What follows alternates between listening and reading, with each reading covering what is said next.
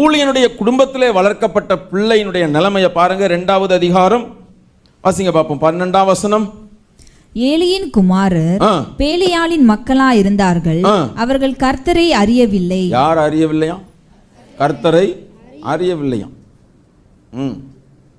இன்றைக்கு தேவனை அறிந்த பல சந்ததியாக நாங்கள் கிறிஸ்தவர்கள் என்று மார்தட்டி கொள்ளுகிற குடும்பத்தில் உள்ள பிள்ளைகளுடைய நிலைமை இதுதான்.